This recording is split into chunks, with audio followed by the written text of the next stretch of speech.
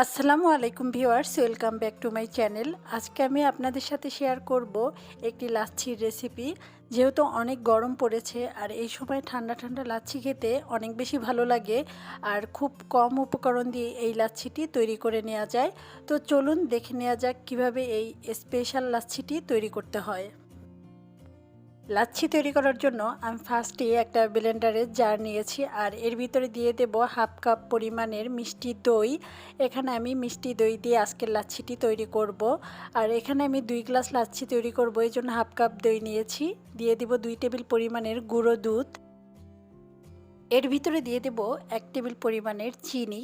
আপনারা চাইলে মিষ্টির পরিমাণটা কম বেশি করে নিতে পারেন। আসলে অনেক সময় দধিটা টক থাকে, আবার অনেক বেশি মিষ্টি থাকে, তো ওইভাবেই আপনারা চিনির পরিমাণটা দিয়ে দেবেন।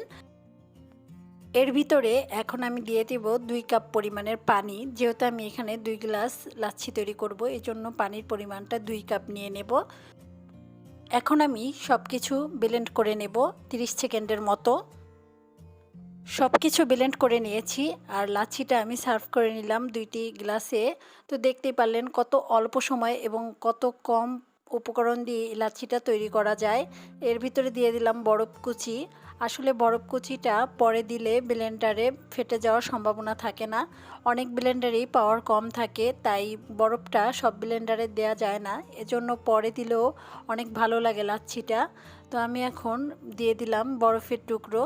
তো এই লাচ্ছিটা খেতে কিন্তু খুবই ভালো লাগে এবং অসাধারণ হয়ে থাকে।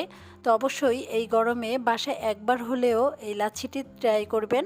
যদি ভালো লাগে কমেন্ট করে জানাবেন এবং আমার চ্যানেলটি সাবস্ক্রাইব করে দেবেন আরও নিত্য নতুন ভিডিও পাওয়ার জন্য। সবাই ভালো থাকবেন, সুস্থ থাকবেন। আজকের মতো এখানেই বিদায়। আল্লাহ হাফেজ।